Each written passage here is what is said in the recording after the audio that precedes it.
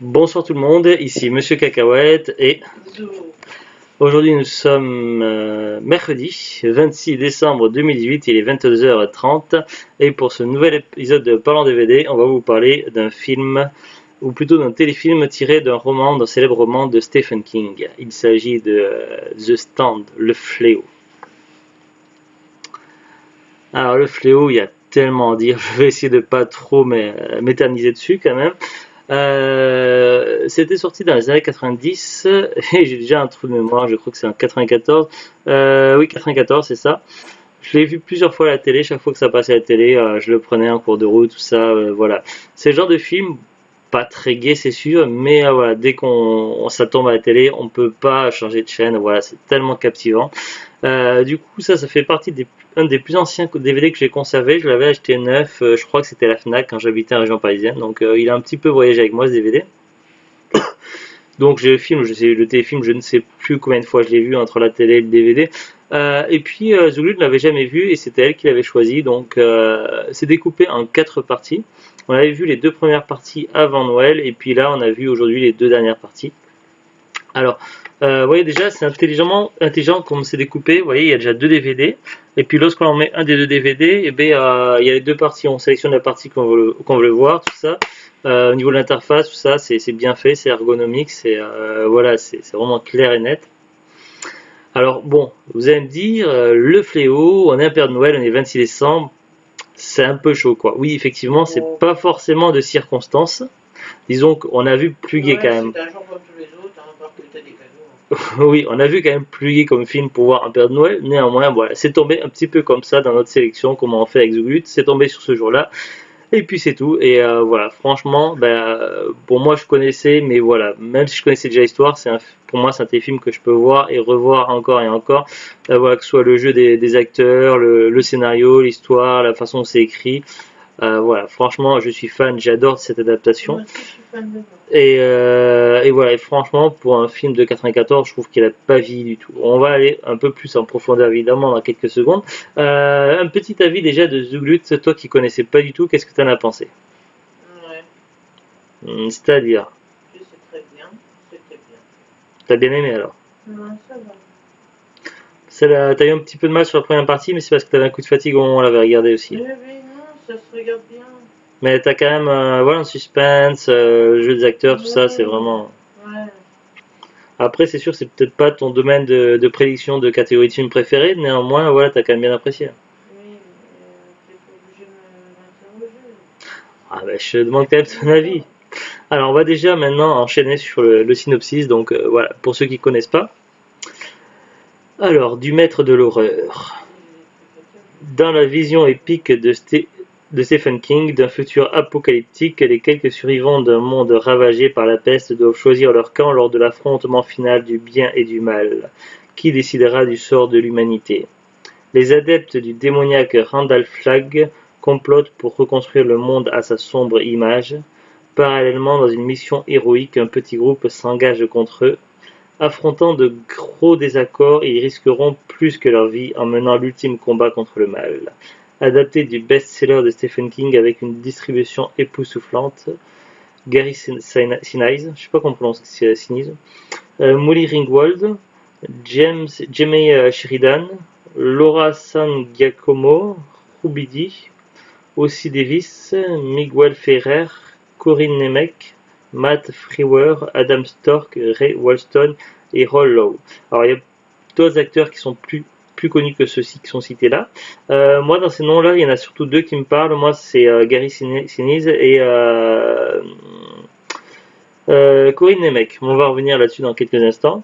Alors incontournable pour tous les amateurs de fantastique et les fans du maître de l'horreur. Donc il nous précise même c'est divisé en 4 parties. Première partie la peste, deuxième partie les rêves, troisième partie la trahison, quatrième partie le fléau.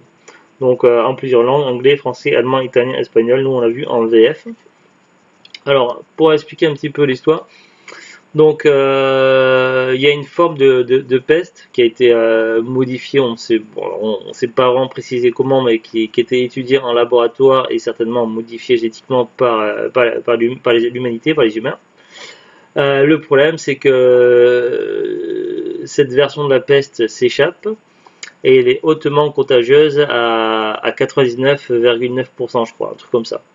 Donc voilà, donc en gros, à moins d'avoir grave du bol, c'est quasiment foutu. Sauf que un des employés, au lieu de rester confiné et attendre l'inévitable mort, il se barre avec sa famille et du coup, il devient responsable de la propagation de l'épidémie qui va s'étendre sur toute la surface du monde, du moins on l'imagine puisque bon, l'histoire est quand même centralisée aux États-Unis, mais voilà, on peut imaginer aisément que quelqu'un qui a été contaminé ait pris l'avion et contaminé un pays et vice versa, et puis après le phénomène devenait incontrôlable. Donc, comme vous pouvez l'imaginer, on ne pourra pas enrayer cette épidémie, ça sera vraiment une catastrophe. Et une grosse partie de la population mondiale sera décimée, donc il restera des survivants. Ces survivants-là, ils seront évidemment au fur et à mesure divisés en deux camps. Ils vont faire des rêves assez étranges, plus ou moins presque tous ces mêmes rêves. Il y en a qui feront pas forcément les rêves, mais qui seront entraînés avec et vont suivre le mouvement.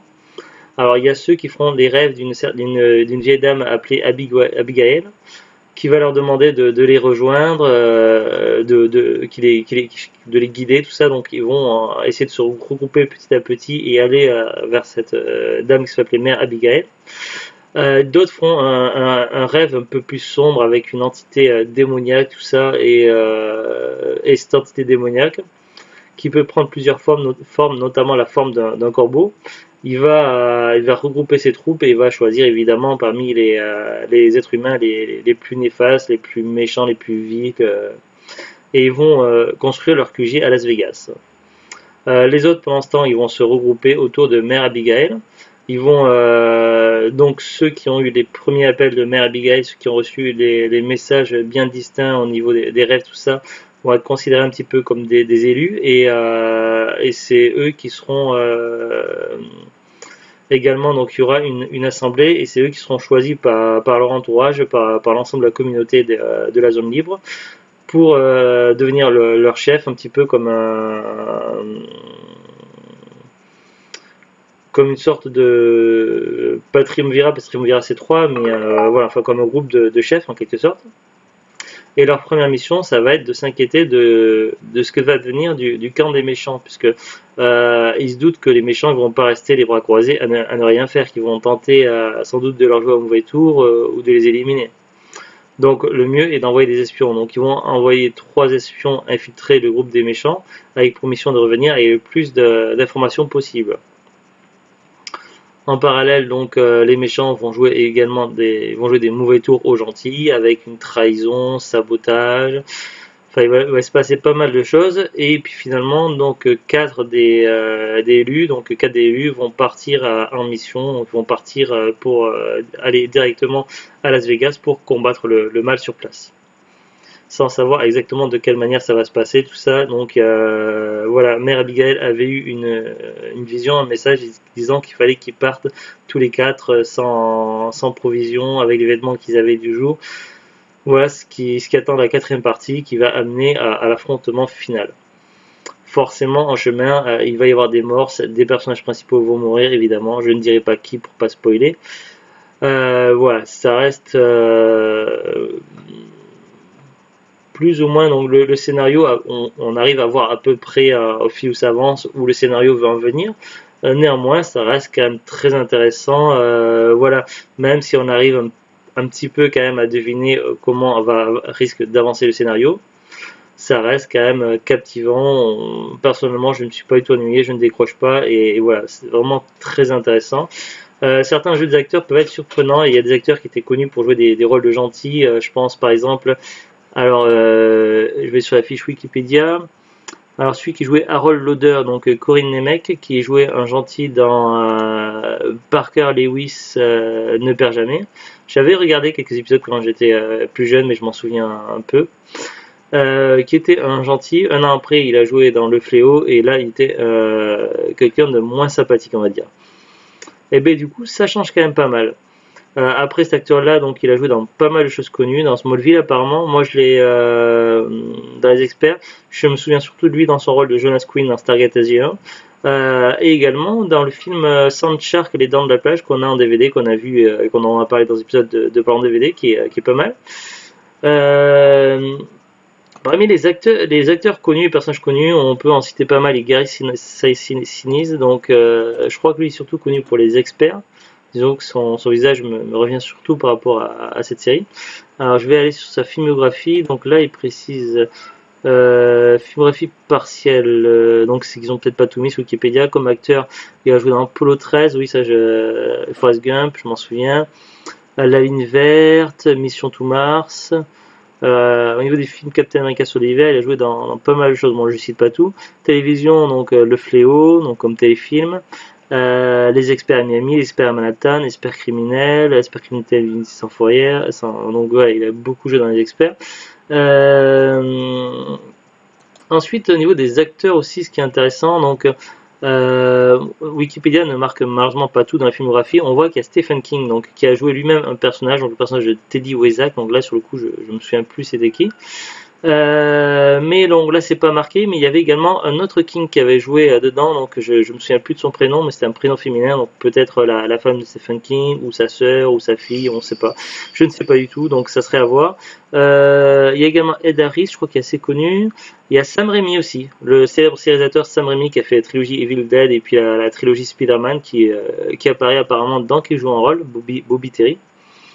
Il y a également aussi Karim Abdul-Jabbar, qui est un célèbre basketteur de la NBA, si je dis pas de bêtises, qui apparaît, qui joue le rôle du prédicateur, donc un rôle assez, un petit peu comique, mais voilà, un personnage que j'aime beaucoup dans le téléfilm Le Fléau.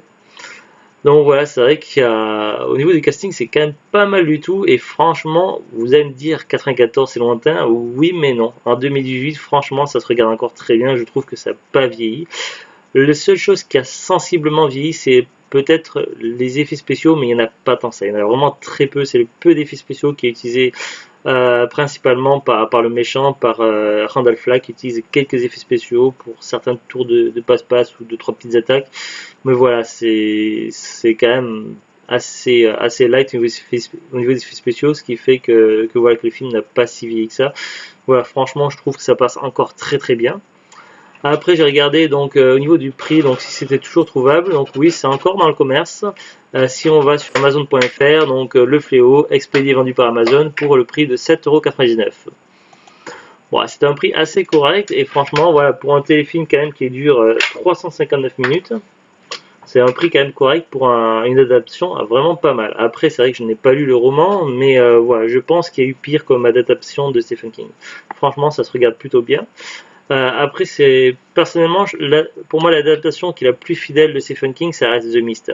J'ai lu le livre, j'ai vu le film, et franchement, j'ai pas souvenir d'avoir vu de différence, tellement c'était vraiment fidèle.